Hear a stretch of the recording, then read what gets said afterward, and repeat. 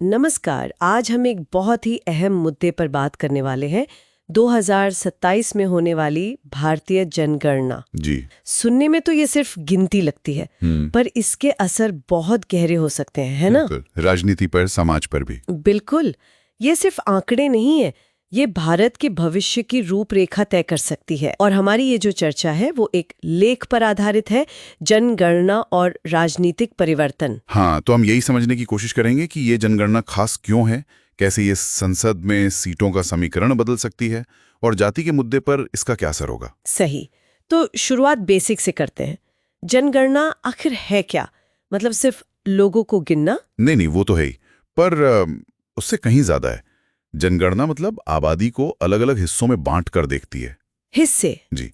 किस तरह के हिस्से? जैसे गांव में कितने, शहर में कितने, SC ST आबादी कितनी है, लोग क्या काम करते हैं, उनकी आर्थिक स्थिति क्या है, कितने पढ़े लिखे हैं। अच्छा, भाषा, लोग कहाँ से कहाँ जा रहे हैं, ये सब भी? हाँ, भाषा, माइग्रेशन यानी प्रवास, जन्म दर, मृत्यु दर, ये सब कुछ। तो ये सिर्फ एक तकनीकी काम नहीं है, एक तरह से ये आबादी को एक राजनीतिक पहचान देता है। हम भारत के लोग। और 2027 वाली जनगणना ये क्यों इतनी ज्यादा अहम मानी जा रही है? एक वजह तो शायद वो कोविड वाली देरी है। बिल्कुल, 2021 में होनी थी, हो नहीं पाई, तो 2027 वाली और भी क्रिटिकल हो गई है।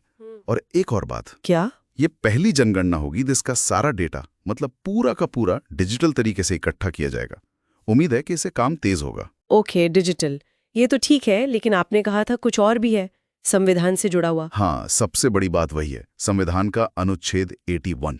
अनुच्छेद 81, ये वो सीटों के बंटवारे वाला है ना, लोकसभा सीटों का? एग्जैक्टली। आर्टिकल 81 कहता है कि 2026 के बाद जो पहली जनगणना होगी, उसके आंकड़ों के आधार पर राज्यों के बीच लोकसभा सीटों का दोबारा बंटवारा होगा। परिसीमन जिसे कहते हैं। परिसीमन, तो जनगणना में देरी का मतलब ये हुआ कि ये परिसीमन अब जल्दी हो सकता है? हाँ, हो सकता है 2029 के जो आम चुनाव हैं वो नए संसदीय नक्शे पर हों। ये बहुत बड़ा बदलाव हो सकता है। बाप रे, 2029!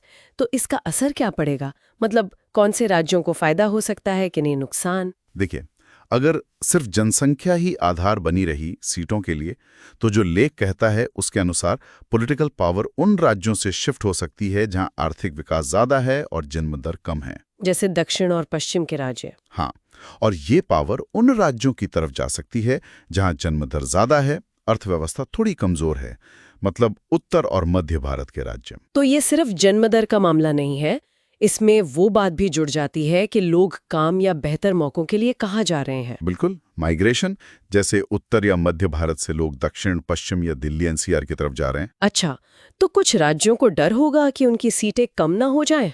जाहिर है, डर तो है। केंद्र ने कहा है कि बात करेंगे, लेकिन अभी कुछ साफ नहीं है कि कैसे होगा ये सब।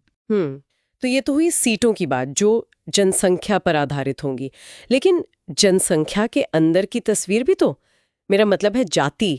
इस बार जाति जनगणना भी बहुत चर्चा में है। हाँ, बहुत अहम मुद्दा है। आजादी के बाद पहली बार SC ST के अलावा बाकी सभी जातियों की गिनती की जाएगी। सच में? हाँ, आजादी के बाद पहली बार? जी। इससे पहले 1931 में अंग्रेजों ने कराई थी। हाँ। अब माना जा रहा है कि इसके आंकड़े आने के बाद हाँ। वो जो आरक्षण पर 50% की सीमा है, हाँ, सुप्रीम कोर्ट वाली कैप, जी, उसको हटाने की मांग और तेज हो सकती है। और भी तो चीजें हैं जो इसी जनगणना से जुड़ी हैं, जैसे महिलाओं का आरक्षण, वो बिल तो पास हो गया था। हाँ बिल्कुल, संसद और विधानसभाओं में महिलाओं के लिए 1/3 सीटों का आरक्षण भी इसी जनगणना और उसके बाद होने वाले परिसीमन के बाद ही लागू होना है। और वो एक देश एक चुनाव वाली बात भी तो चल रही है। वो भी है, और एक और पॉइंट है, 16वां वित्त आयोग, फाइनेंस कमीशन, उसका क्या लेना देना? लेना देना है। वित्त आयोग ही तो तय करता है कि केंद्र के टैक्स का पैसा राज्यों में कैसे बटेगा, तो उसकी सिफारिशें भी इसी राजनीतिक उठापटक के दौर में आएंगी। मतलब सीटों का बंटवारा और पैसों का बंटवारा लगभग एक साथ। ओहो, तब तो राज्यों के बीच खींचतान और बढ़ सकती है। बिल्कुल बढ़ सकती है। तो जाहिर है पार्टियां भी अपनी अपनी रणनीति बना रही होंगी इन सबको देखकर। लेख में क्या है इस बारे में? लेख के अनुसार बीजेपी को लग सकता है कि जनसंख्या के आधार पर अगर सीटें बदलीं, तो उसके गढ़वाले इलाकों, खासकर हिंदी बेल्ट में, उसकी ताकत बढ़ सकती है। और वो जाति और लिंग जैसे राष्ट्रीय मुद्दे उठाकर रीजनल मुद्दों से ध्यान हटा सकती है। उधर कांग्रेस भी, वो भी जाति के मुद्दे को उठाकर हिंदी पट्टी में वापसी की कोशिश कर रही है। तो मतलब अगर हम सार निकालें तो 2027 की जनगणना सिर्फ आंकड़ों का कलेक्शन नहीं है, ये बहुत कुछ बदलने वाली है। हाँ, संसदीय ताकत का संतुलन, जाति की राजनीति, केंद्र राज्य के वित्तीय रिश्ते, यहाँ तक कि हम खुद को भारतीय कैसे समझते हैं, शायद उस पर भी असर डाले। बिल्कुल सही कहा। और जाते जाते श्रोताओं के लिए एक सवाल छोड़ जाते हैं सोचने को। जरूर। ये जो जनगणना हमें अलग अलग श्रेणियों में रखती है, जाति, धर्म, क्षेत्र, ये हमारी अपनी पहचान और एक राष्ट्र के तौर पर हमारी समझ को कैसे बनाती है?